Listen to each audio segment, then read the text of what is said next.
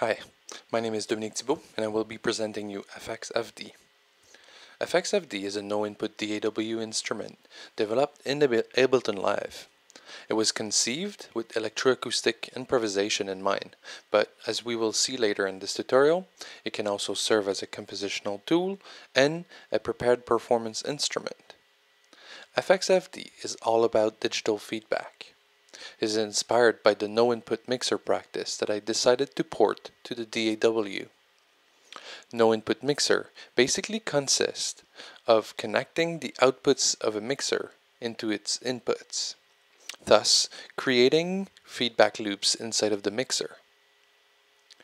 The result is a surprising sonority that offers quite a lot of control through the interface of the mixer. After discovering no-input mixer, I was eager to find the sonorities I could obtain by porting the concept to the DAW. After much experiments, I have developed fXfD, my main instrument for improvisation. fXfD was developed inside Ableton Live. It implements the no-input mixer concept, but also pushes the practice further by exploiting functionalities that are unique to the DAW. fXfD is constituted in two parts: the gestural controller, or interface, and the sound generator, or feedback system. An Ableton Live session contains a series of functions developed specifically to do no-input DAW. This session is a template with which I always start the development of an improvisation. The interfaces are standard MIDI controllers linked to Ableton Live's standard functions. Also, a synthesizer is sometimes used as an input.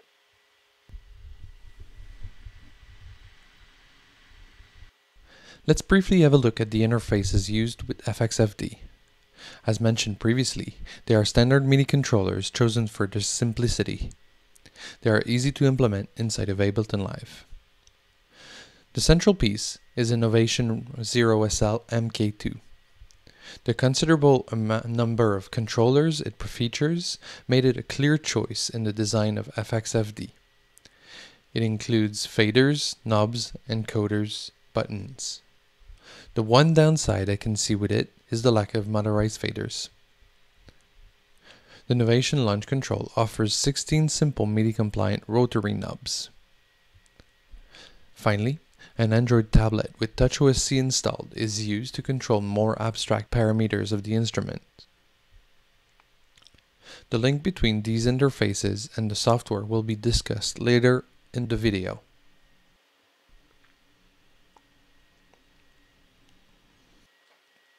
At this point, we will review the Ableton Live session that hosts fXfD.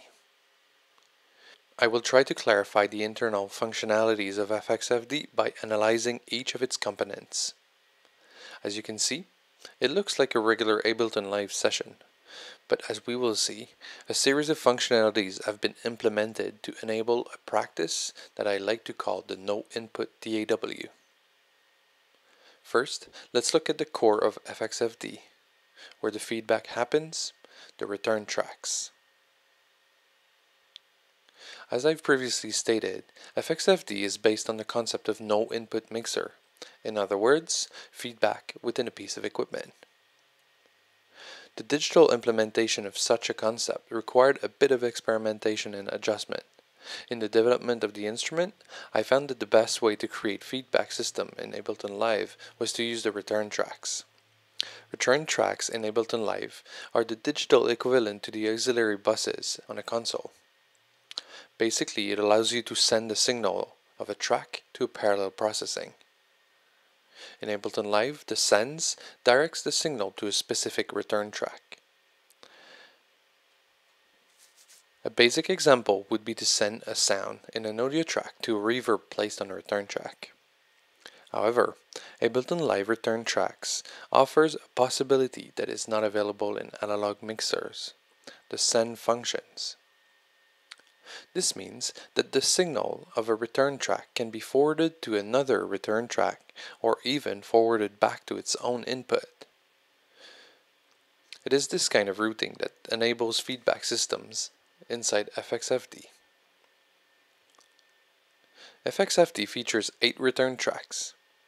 If we look at them closely, Each return track has 8 send buttons to direct the signal to any of the 8 return tracks. Through the control of these sends, we can develop complex feedback systems that we can perform.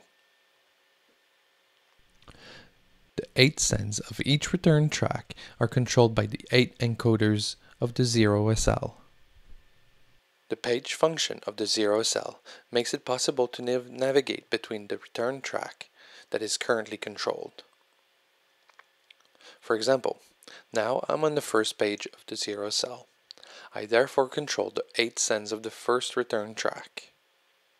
Moving to the second page, I control the 8 sends of the second return track, and so forth.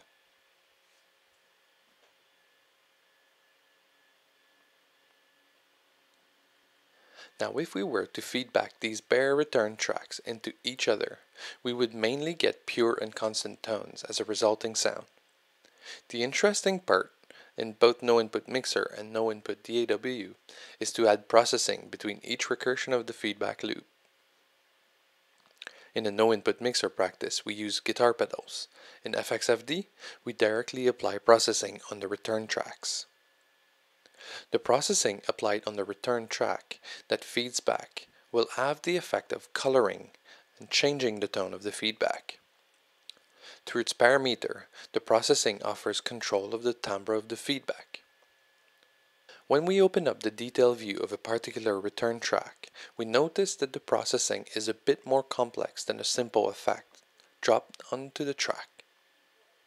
We actually have an audio effects rack that has many effect chains in parallel. That's because I wanted the processing to be variable on each track, like if we had a multi-effects on each of them. In other words, each return track has got a bank of effects that it can load to process differently the feedback. I will get to the functioning of the feature in a minute. In total, there are 4 different effects banks, each applied to 2 return tracks. That means that the return track A and B have the same possible processing. Return tracks C and D have the same processing possibilities too, and so on. Yet, return track A and B remains independent. They just share the same processing possibilities. Let's have a look at the TouchOSC interface in order to make this concept clear.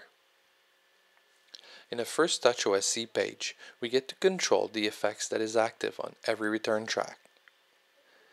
As you can see, there are 8 columns representing the 8 return tracks grouped in 4 colors.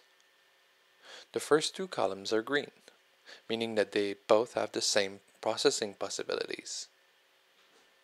For each return track, we can load an effect from the bank, as I do here. Now when I select an effect in the TouchOSC interface, there's an automatic process that automatically creates a transition between the previous effect and the newly selected effect.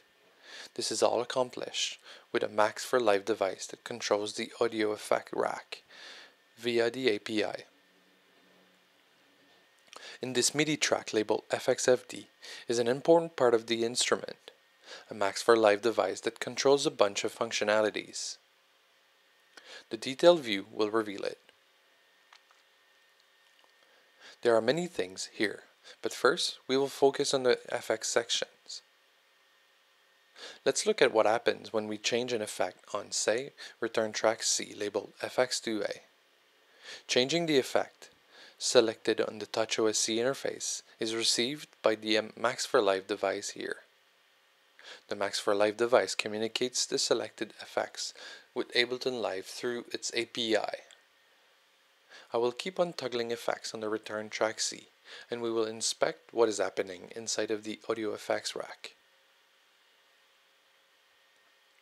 As you can see, changing the effects in TouchOSC actually causes a series of events in the audio effects rack.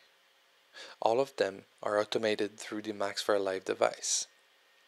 First, the new effects chain is activated and unmuted. Then there's a crossfade between the old and new effects. And finally, the previous effects gets muted and disabled to reduce the CPU load.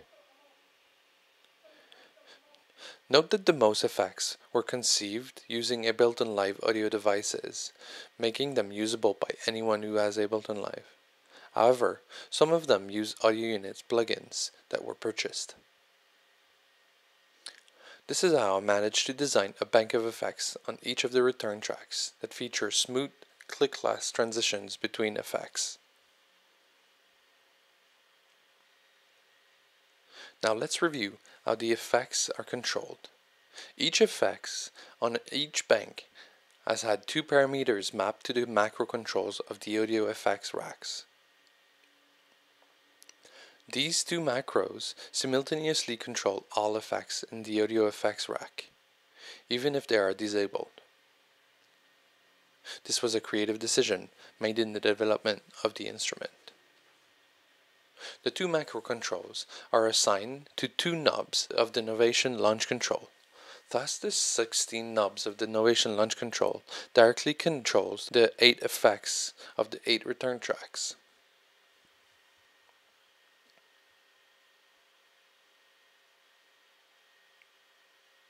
The return tracks are the center of fXfD, where the feedback systems are created.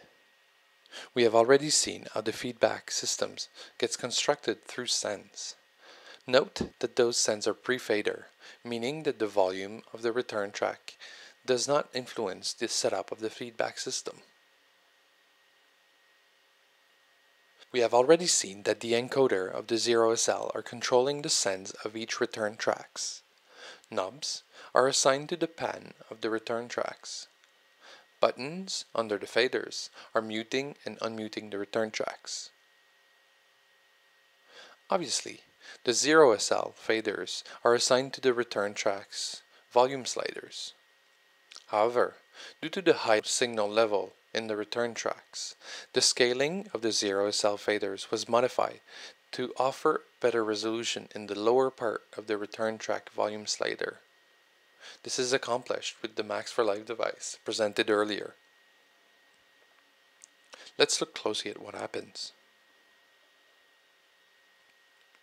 In a regular assignment of the volume slider with a standard MIDI controller, there is very little precision in the lowest part of the volume slider, creating jumps of 3 to 6 dB between single MIDI controller values. This makes it hardly controllable for the very loud signals we have to deal with in fXfD. That is why the Max for Live device here rescales the MIDI controller to offer better resolution in the lowest part of the slider. If I turn off the rescale, you can see that I have more resolution in the top part of the volume slider. If I turn it back on, the response curve of the fader is different, more adapted to the loud volumes produced by the no-input DAW.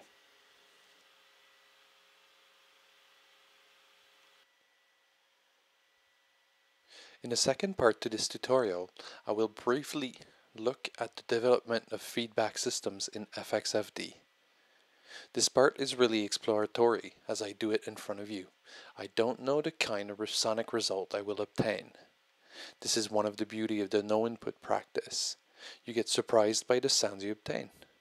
It is very stimulating music-wise. One element should be noted though. In the no-input mixer practice, the noise floor of the equipment is usually high enough to trigger the feedback loop. In a theoretically minus-infinite digital domain, a feedback system needs an outside signal to trigger the feedback loop. I usually use my synthesizer to trigger the feedback loop. However, in this example, I only use an emulation of vinyl distortion.